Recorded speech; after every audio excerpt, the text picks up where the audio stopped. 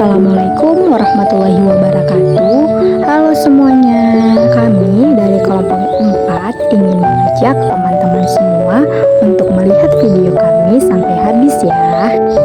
Sebelumnya, kami mengucapkan selamat dan sukses kepada ibu dosen kami atas pencapaian luar biasa, yakni meraih gelar doktor dan sekarang menjadi Ibu Dr. Nur Ismanidar SE MSI.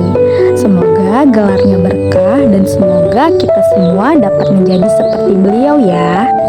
Kami juga mengucapkan terima kasih kepada Ibu selaku dosen pengampu mata kuliah akuntansi lingkungan yang telah memberikan kami ujian akhir semester berupa video dan kami harap dapat bermanfaat bagi kita semua. Oh iya teman-teman, ada kata-kata menarik nih dari Nelson Mandela. Ia mengatakan, pendidikan adalah senjata paling ampuh yang dapat digunakan untuk mengubah dunia.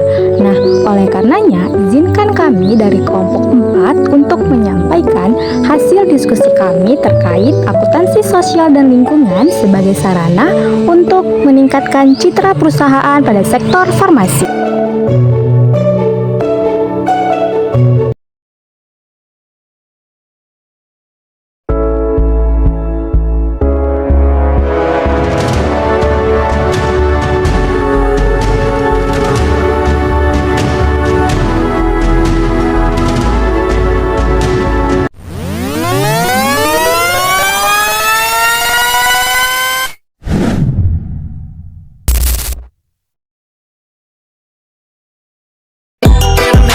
But there's nothing you can tell them. Just made a million, got another million on my schedule. No platform, nigga breaking hearts. No keys, push to start. Yeah, you know what it is. Everything I do it big. Yeah, screaming that's not. When I pulled on the lot, that's not. Up in my town, you see me, you know everything. Black and yellow, black and yellow, black and yellow, black and yellow. I put it down from the whip to my diamonds. I've been black and yellow, black and yellow, black and yellow, black and yellow.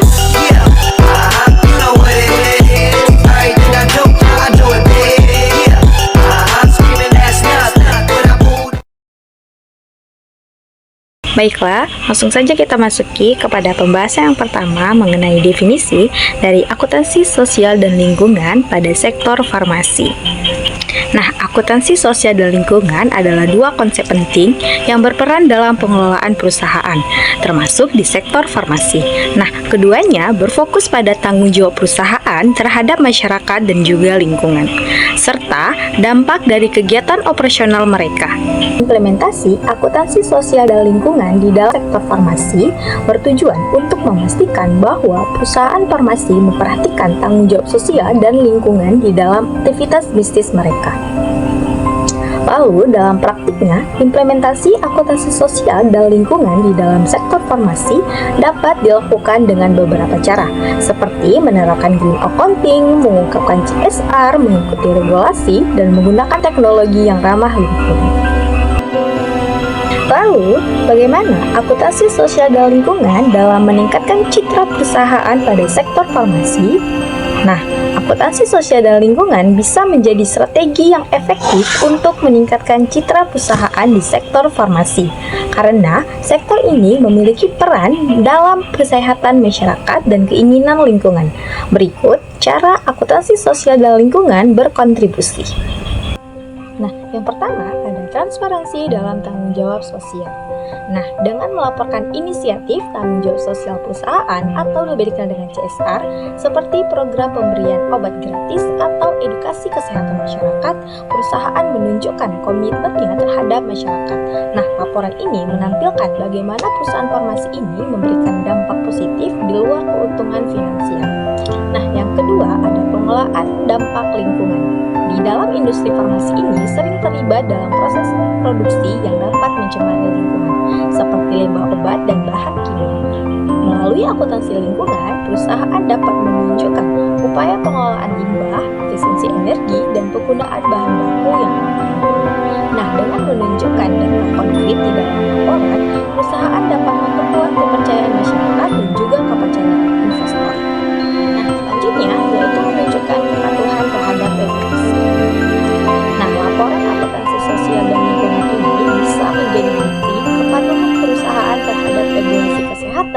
lingkungan, dan juga keamanan.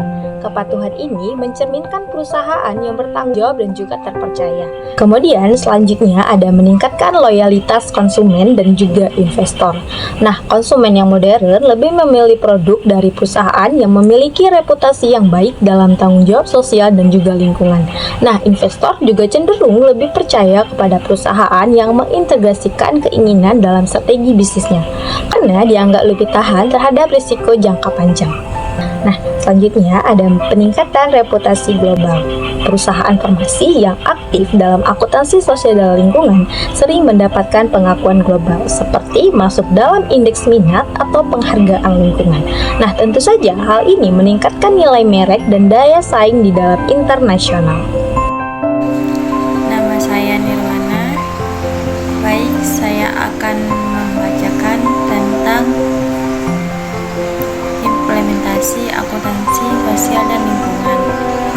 Implementasi akuntansi sosial dan lingkungan di sektor farmasi dapat dilakukan dengan beberapa cara antara lainnya. 1. Menerapkan Green Accounting. Green Accounting atau akuntansi hijau adalah suatu konsep akuntansi yang memperhitungkan dampak lingkungan dari aktivitas perusahaan. Dalam sektor farmasi, perusahaan dapat menerapkan Green Accounting dengan menghitung dan melaporkan emisi gas rumah kaca, penggunaan energi, dan pengolahan limbah. Yang kedua, menggunakan CSR, Corporate Social Responsibility, adalah suatu konsep di mana perusahaan mempertimbangkan dampak sosial dari aktivitas bisnisnya. Adapun beberapa program CSR yang dapat dijalankan di sektor farmasi meliputi: yang pertama, donasi obat-obatan. Perusahaan farmasi dapat memberikan donasi obat-obatan kepada masyarakat yang membutuhkan. Hal ini dapat membantu masyarakat yang kurang mampu untuk mendapatkan akses ke obat-obatan yang dibutuhkan. Yang kedua, kampanye kesehatan. Perusahaan farmasi dapat melakukan kampanye kesehatan untuk meningkatkan kesadaran masyarakat tentang kesehatan. Kampanye kesehatan dapat berupa penyuluhan tentang penyakit tertentu, cara hidup sehat, dan lain sebagainya.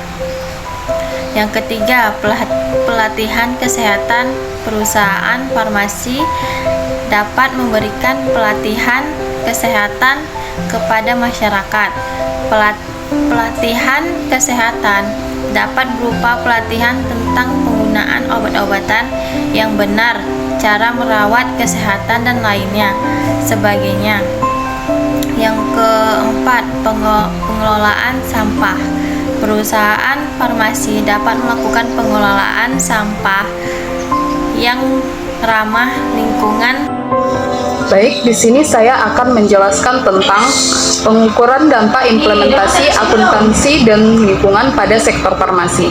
Nah, di sini ada 3 pengukuran, yaitu mengukur kinerja lingkungan, kemudian mengukur kinerja sosial, dan mengukur dampak finansial.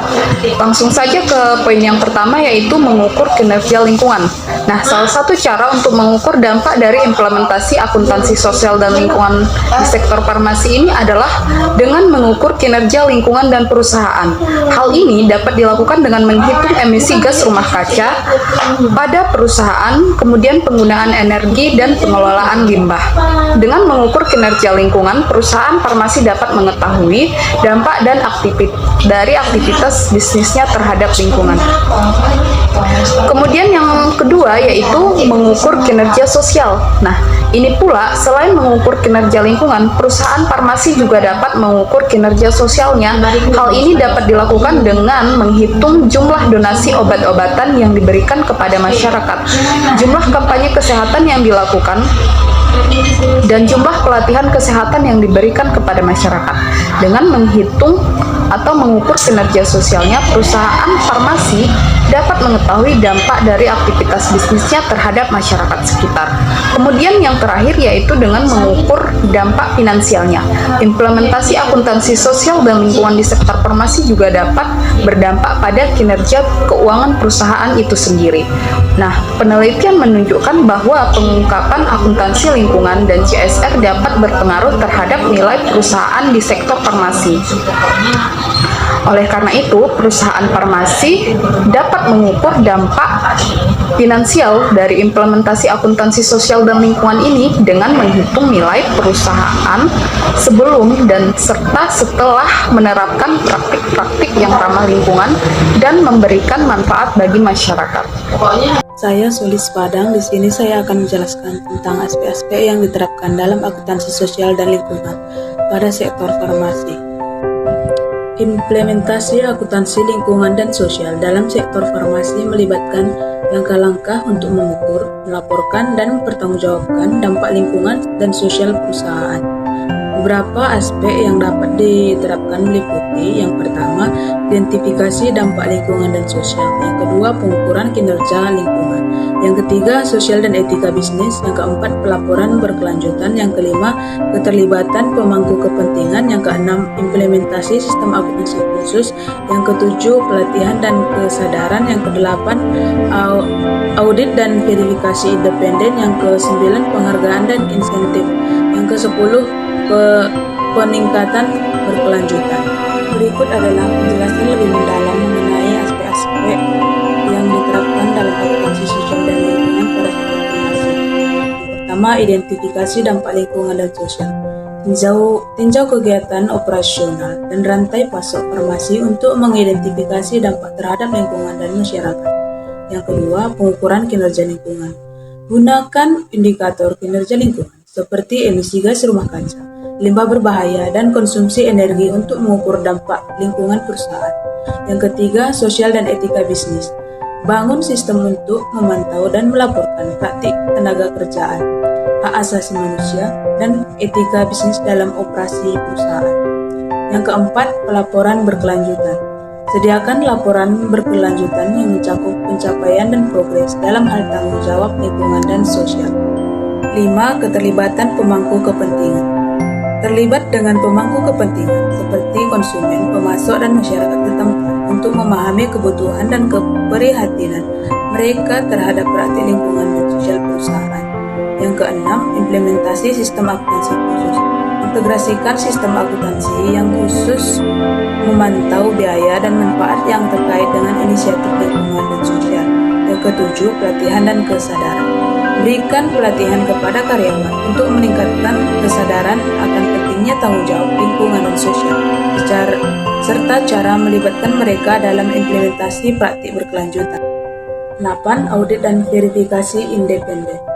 Lakukan audit reguler oleh pihak ketiga untuk memverifikasi laporan dan kebijakan perusahaan terkait dengan akuntansi lingkungan sosial. Yang 9. Penghargaan dan insentif. Berikan penghargaan atau insentif kepada divisi atau individu yang berhasil mengimplementasikan praktik keberlanjutan dengan baik. 10. Peningkatan berkelanjutan. Evaluasi secara berkala dan tingkatkan program akuntansi lingkungan dan sosial sesuai dengan perkembangan industri dan standar berkelanjutan. Dengan mengadopsi pendekatan ini, perusahaan farmasi dapat memainkan peran yang lebih proaktif dalam mendukung berkelanjutan lingkungan dan sosial, sekaligus membangun citra perusahaan yang positif. Baik, di sini saya akan menjelaskan contoh kasus perusahaan yang melanggar akuntansi sosial dan lingkungan pada bidang farmasi. Nah, di sini kami mengambil contoh dari PT Mega Esa Pharma yang letaknya di Jakarta Utara. Nah, PT ini adalah sebuah perusahaan farmasi yang fokus pada produksi dan pengembangan macam-macam produk kesehatan. Esa Farma ini merupakan contoh nyata bagaimana sebuah perusahaan, khususnya di sektor farmasi, dapat menimbulkan dampak negatif yang signifikan terhadap lingkungan dan masyarakat akibat pelanggaran terhadap prinsip-prinsip akuntansi sosial dan lingkungan. Pemerintah Provinsi DKI Jakarta menyegel saluran air limbah pada PT Mega Esa Farma ini. Dan pabrik tersebut dijatuhi sanksi karena terbukti mencemari lingkungan Teluk Jakarta dengan limbah parasetamol mereka. Dan pelanggaran yang mereka lakukan lagi adalah tidak memiliki izin pembuangan air limbah ke lingkungan.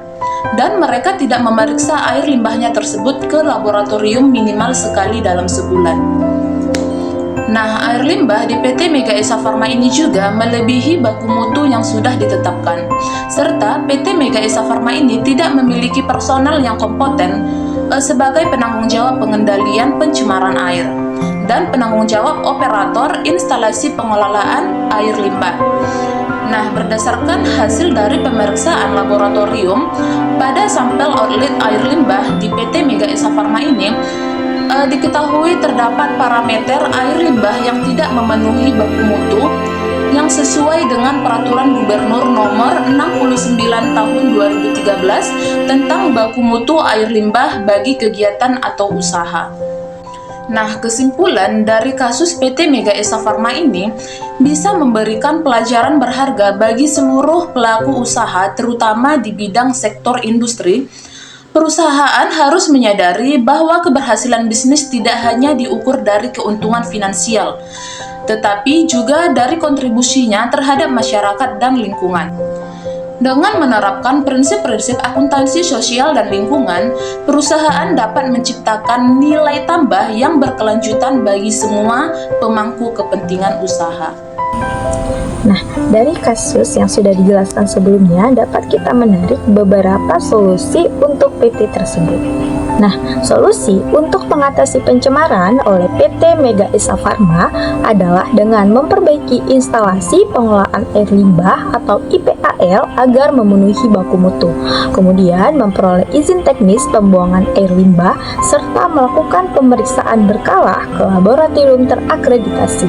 Nah, selain itu, pabrik juga harus menunjukkan personel yang kompeten sebagai penanggung jawab pengendalian pencemaran udara dan operator IPAL untuk memastikan pengelolaan limbah yang tepat. Nah, langkah-langkah ini diharapkan dapat mengurangi dampak polusi terhadap lingkungan. Nah, kemudian memasuki kepada biaya lingkungan. Biaya lingkungan yang ditanggung oleh PT Esa Mega Farma dalam kasus pencemaran ini mencakup biaya untuk memperbaiki dan memperbarui instalasi pengelolaan air limbah atau disingkat dengan IPAL. Nah, biaya untuk mematuhi peraturan terkait pengelolaan air limbah serta biaya operasional untuk pemantauan dan pengujian kualitas limbah di terakreditasi laboratorium. Selain itu, perusahaan harus menanggung denda atau sanksi administratif yang diterapkan oleh pemerintah atas pelanggaran lingkungan yang terjadi. Nah, biaya-biaya ini dapat terdampak pada keuangan perusahaan dan berpotensi menurunkan keuntungan jangka pendek. Lalu, bagaimana penanganan limbah yang dilakukan oleh perusahaan? Nah, sejauh ini PT Mega Esa Farma telah melakukan beberapa upaya penanganan limbah, meskipun belum sepenuhnya memenuhi kewajiban yang telah ditetapkan oleh peraturan lingkungan. Nah, mereka diharuskan menutup saluran outlet IPAL yang tidak sesuai dengan standar, melakukan perbaikan jejak IPAL, dan mengurus izin teknis pembuangan air limbah. Selain itu, perusahaan juga harus mematuhi kewajiban untuk memeriksa kualitas air limbah secara berkala dan menunjuk personel yang kompeten dalam pengelolaan limbah. Nah, upaya ini diharapkan dapat mengurangi dampak polusi yang terjadi dan meningkatkan kelangsungan operasi perusahaan dalam jangka yang panjang. Kemudian, melakukan penerapan teknologi yang ramah lingkungan.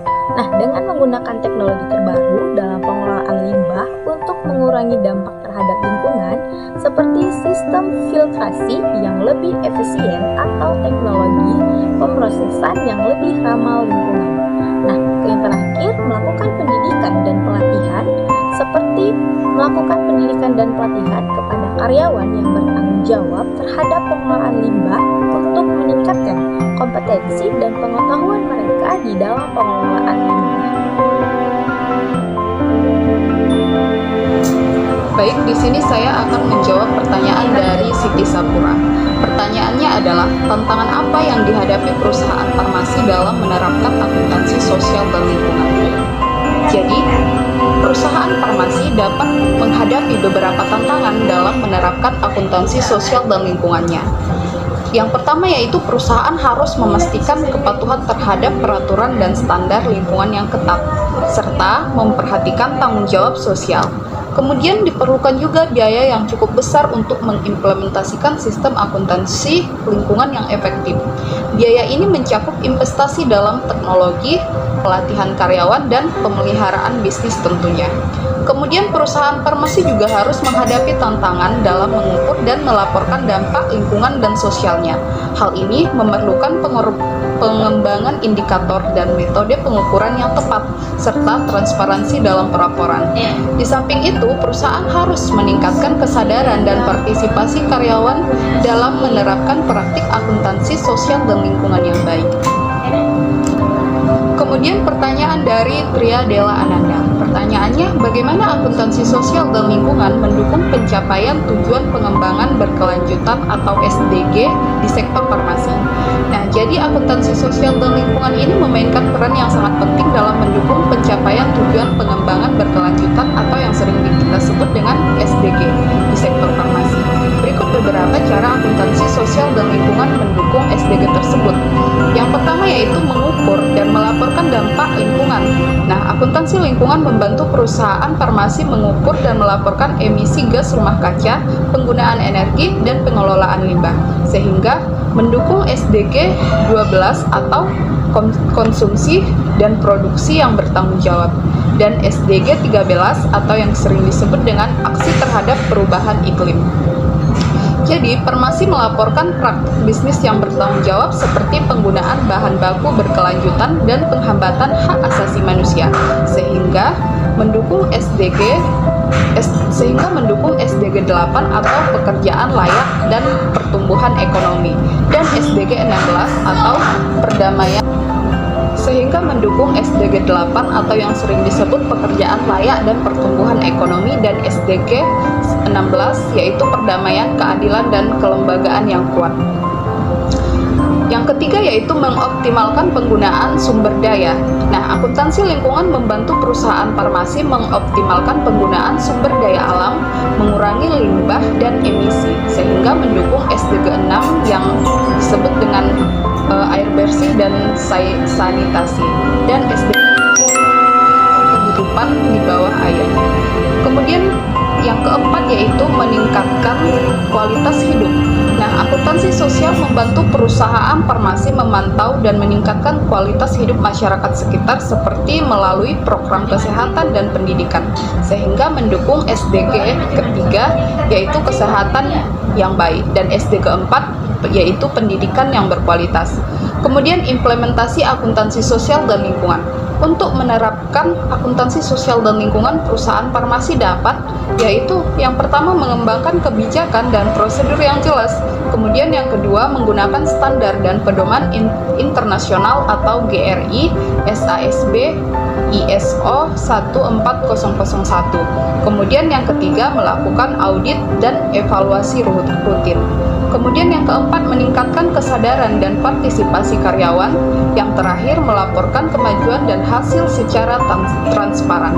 Dengan menerapkan akuntansi sosial dan lingkungan, perusahaan farmasi dapat berkontribusi pada pencapaian SDG dan meningkatkan keberlanjutan. Baik, di sini saya akan menjawab pertanyaan yang mengenai bagaimana regulasi pemerintah mempengaruhi praktik akuntansi sosial dan lingkungan di sektor farmasi, dan apa aja tantangan yang dihadapi perusahaan dalam memenuhi regulasi tersebut. Nah, jawabannya yaitu regulasi pemerintah mempengaruhi praktik akuntansi sosial dan lingkungan di sektor farmasi dengan menetapkan standar dan kewajiban yang harus dipatuhi. Nah, seperti pengungkapan penanggung jawab sosial perusahaan dan pengelolaan limbah. Peraturan seperti Undang-Undang Nomor 40 Tahun 2007 memberikan kerangka hukum yang mengharuskan perusahaan untuk bertanggung jawab terhadap dampak akuntansi sosial dan lingkungan pada operasi mereka. Nah, tantangan yang dihadapi perusahaan dalam memenuhi regulasinya yaitu yang pertama, kepatuhan terhadap regulasi. Maksud dari kepatuhan terhadap regulasi ini adalah perusahaan sering sekali kesulitan untuk memenuhi semua persyaratan regulasi yang kompleks dan yang terus berubah. Nah, yang kedua yaitu biaya implementasi. Mengadopsi praktik akuntansi sosial dan lingkungan yang sesuai dapat memerlukan investasi yang signifikan dalam teknologi dan pelatihan. Nah, yang ketiga yaitu kurangnya kesadaran. Nah, beberapa perusahaan mungkin sepenuhnya memahami pentingnya akuntansi sosial dan lingkungan sehingga mengabaikan kewajiban mereka. Nah, dengan demikian, meskipun regulasi pemerintah bertujuan untuk meningkatkan tanggung jawab terhadap sosial dan lingkungan, perusahaan harus menghadapi berbagai tantangan dalam implementasinya.